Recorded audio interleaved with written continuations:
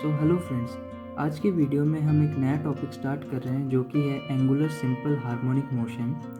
तो इससे पहले तक मैंने एसएचएम के इक्वेशन को डिराइव करके दिखा दिया था और उसके रिलेटेड सारे टर्म्स को डिस्कस कर चुका हूँ।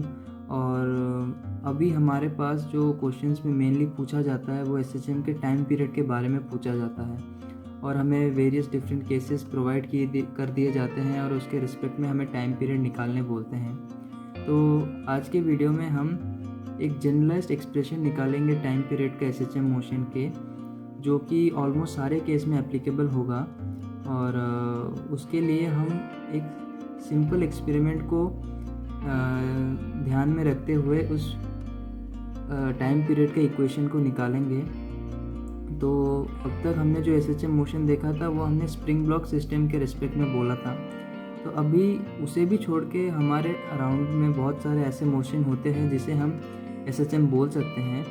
और मैं आपको एक बात ये भी बता देना चाहता हूँ कि हर एक पीरियोडिक मोशन को हम एसएचएम नहीं बोल सकते हैं, पर हर एक एसएचएम मोशन को हम पीरियोडिक मोशन बोल सकते हैं। सो आज के वीडियो में मैं अपने normal day to day life के कुछ सिंपल ऑब्जर्वेशन के एक्सपेरिमेंट के आधार पर स्टार्ट करना चाहूँगा कि जैसे हम देखते हैं कि अपने अराउंड कोई भी ऑब्जेक्ट अगर किसी एक पॉइंट के अबाउट हिंज है और उसे हम अपने मीन पोजीशन से थोड़ा डिस्प्लेस करके छोड़ देते हैं तो वो एक पर्टिकुलर पीरियोडिक मोशन ही करता है। और हम उस मोशन को सिंपल हार्मोनिक मोशन तब बोल पाएंगे जब उसका मीन पोजीशन से जो एंगल ऑफ डिस्प्लेसमेंट है, सपोज ये मेरा दीवार है और मैंने इस दीवार के रिस्पेक्ट में कोई एक फिजिकल ऐसे रैंडम मैंने ऑब्जेक्ट इसे हिंज कर रखा हूँ इस दीवार के पॉइंट में, और सपोज़ ये इसका मीन पोजीशन है उस ब्लॉक का, और मैंने इस ब्लॉक के पार्टिकल को कुछ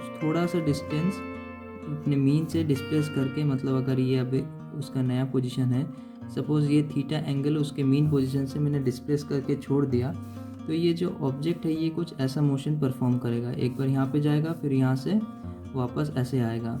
ये एक टाइप का पीरियोडिक मोशन है और इस पीरियोडिक मोशन को हम एसएचएम मोशन तब बोल पाएंगे जब ये जो एंगल हमने मीन पोजीशन से डिस्प्लेस किया है ये बहुत छोटा होगा। तो ऐसा क्यों होता है कि स्मॉल एंगल के लिए ही ये मोशन एसएचएम कहलाएगा, बड़े एंगल के लिए क्यों एसएचएम नहीं कहलाएगा, ये हम आगे के डेरिवेशन में देखेंगे कि जो हम टाइम पीरियड के एक्सप्रेशन आज निकालने वाले हैं उसमें ये वाला जो टर्म है, मतलब थीटा, ये बहुत इम्पॉर्टेंट रोल प्ले करता है। तो अभी हम एक सिंपल ऑब्जेक्ट लेते हैं। ये थोड़ा मैंने टिपिकल ऑब्जेक्ट ले लिया है तो इसे बार बार ड्रॉ करना मुश्किल होगा। तो एक सपोज़ हमने एक सिंपल सा ऑब्जेक्ट लिया हूँ, ये मेन पोजीशन है ऑब्जेक्ट का, और इसको थोड़ा सा मैंने डिस्प्लेस करके अपनी मेन पोजीशन से छोड़ दिया हूँ।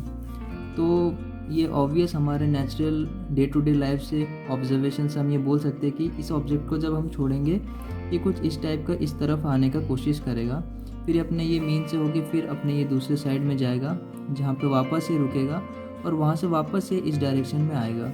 तो हम ये देख रहे हैं कि यहाँ पे पार्टिकल अपने एक मैक्सिमम पोजीशन पे जाने के बाद वापस अपने मीन की तरफ आ रहा है, मतलब some sort of restoring force उस पर लग रहा है। तो जैसे कि हमने स्प्रिंग ब्लॉक सिस्टम में देखा था, हम वहाँ पे फोर्स को F equals to minus of kx ये वाले टर्म से हम उसके फोर्स को डिफाइन कर रहे थे।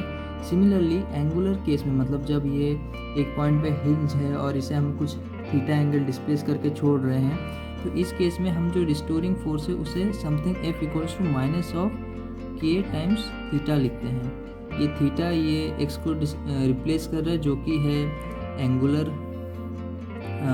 डिस्प्लेसमेंट, और k है यहाँ पे भी हम k को वही एज्यूम करेंगे कि रिस्टोरिंग फोर्स कांस्टेंट। यहाँ पे इस कांस्टेंट का वैल्यू हमें अभी तक नहीं पता क्या है, तो इसे हम नॉर्मल k ले रहे हैं जो कि है रिस्टोरिंग फोर्स कांस्टेंट। तो अगर अभी हम आगे देखें तो हमें और दो तीन चीज़ पता है कि जैसे टॉर्क को हम क्या लिख सकते हैं, I टाइम्स अल्फ़ा, जहाँ पे I होता है मोमेंट ऑफ इनर्शिया, अल्फ़ा होता है एंगुलर एक्सेलरेशन। तो मोमेंट ऑफ इनर्शिया एक ऑब्जेक्ट का ही प्रॉपर्टी होता है जिसे हम डिफाइन करते हैं integration of D M over R square ये मोमेंट ऑफ इनर्शिया का डेफिनेशन है। और अगर हम इसको थोड़ा मैनिपुलेट करते हैं इस इक्वेशन को, तो हम यहाँ से ये लिख पाएंगे कि alpha equals to tau by I, मतलब torque by moment of inertia लिख सकते हैं। तो जैसे कि हम नॉर्मल न्यूटन मैकेनिक्स में देखते हैं कि हम वेलोसिटी को dx/dt लिख सकते हैं, एक्सेलरेशन को dv/dt लिख सकते हैं। सिमिलरली एंगुलर केसेस में भी हम एंगुलर वेलोसिटी को d/dt लिख सकते हैं। अल्फ़ा को भी d2/dt2 लिख सकते हैं। तो यहाँ पे अगर हम यहाँ पे इस इक्वेशन में देखें तो अल्फ़ा को हम लिख रहे हैं टाउ बाय आई। तो ये टाउ जो है टॉर्क, ये भी मतलब इस इक्वेशन में रिस्टोरिंग फोर्स को डिनोट कर रहा है। तो हम जो यहाँ पे एक्सप्रेशन निकाले थे फोर्स को, हम रिस्टोरिंग फोर्स को इस वाले केस में F equal to minus of k times theta लिख सकते हैं। तो अगर हम यहाँ पे रिप्लेस करते हैं तो हमारा अल्फ़ा कुछ ऐसा बन के आ रहा है, minus of k times theta by I. तो यहाँ पे माइनस साइन ये डिनोट करता है कि ये जो हमारा फोर्स है ये रिस्टोरिंग फोर्स टाइप का है। मतलब अगर मोशन किसी डायरेक्शन में हो रहा है तो ये जो फोर्स है ये ऑलवेज उसके ऑपोजिट डायरेक्शन में एक्ट करेगा। ये जैसे हमने देखा कि अगर पार्टिकल, ये इस वाले केस में अगर पार्टिकल यहाँ पे जाएगा तो इस फोर्स, अगर पार्टिकल इस पोजीशन से इस डायरेक्शन में जाने का कोशिश करेगा तो उसके तरफ उसका जो रिस्टोरिंग फोर्स है वो कॉन्स्टेंटली इस डायरेक्शन में लग रहा होगा। सिमिलरली अगर मीन पोजीशन से पार्टिकल इस डायरेक्शन में जा रहा होगा तो तब कॉन्स्टेंटली उसको फोर्स उसके ऑपोजिट डायरेक्शन में लग रहा होगा। ये माइनस साइन का जो हम लिखते हैं इसका फिजिकल मीनिंग यही है कि उसके मोशन के ऑपोजिट डायरेक्शन में उसका रिस्टोरिंग फोर्स लगता है। तो जैसे कि अगर यहाँ पे हमने देखा कि अल्फ़ा को d/2/dt2 लिख सकते हैं, तो अगर हम इसे रिप्लेस करते हैं यहाँ पे तो हमारा इक्वेशन कुछ ऐसा बन के आएगा, equals to minus of k times theta by I. तो ये इक्वेशन हमें कुछ जाना पहचाना सा लग रहा है। थोड़ी प्रीवियस लेक्चर्स में हमने ये देखा था कि ये जो एक्सेलरेशन होता है उसे हम minus of omega square times x ऐसे टाइप का कुछ लिख सकते हैं, जहाँ पे एक्सेलरेशन भी हमारा dx/dt2 equals to minus omega square upon X type का होता है। तो यहाँ पे भी हम देख रहे हैं एक्स के जगह सिंपली यहाँ पे थीटा से रिप्लेसमेंट किया गया है। जहाँ पे एक्स लीनियर डिस्टेंस होता है या डिस्प्लेसमेंट होता है, यहाँ पे वही एक्स के जगह पे थीटा लिख रहे हैं जो कि है एंगुलर डिस्प्लेसमेंट।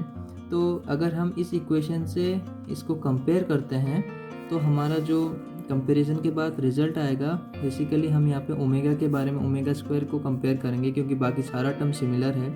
तो ओमेगा स्क्वायर को यहाँ पे हम लिख सकते हैं k/i, जहाँ पे i है मोमेंट ऑफ इनर्शिया, k है रिस्टोरिंग फोर्स कांस्टेंट। तो यहाँ से ओमेगा का वैल्यू निकल के आ रहा है √k/i। और हमें प्रीवियस नॉलेज से पता है कि टाइम का रिलेशन ओमेगा के साथ कुछ ऐसा है, t इक्वल्स टू 2π/ω। तो यहाँ पे अगर हम ओमेगा का वैल्यू रिप्लेस कर देते हैं तो टाइम पीरियड का जो हमारे पास इक्वेशन निकल के आ रहा है वो है 2π√i/k। तो ये एक जनरलाइज्ड इक्वेशन है टाइम पीरियड का, जो कि हमने यहाँ पे निकाल के देखा। यहाँ पे i है मोमेंट ऑफ इनर्शिया और k है रिस्टोरिंग फोर्स कांस्टेंट, ये तो कांस्टेंट है, और t है टाइम पीरियड।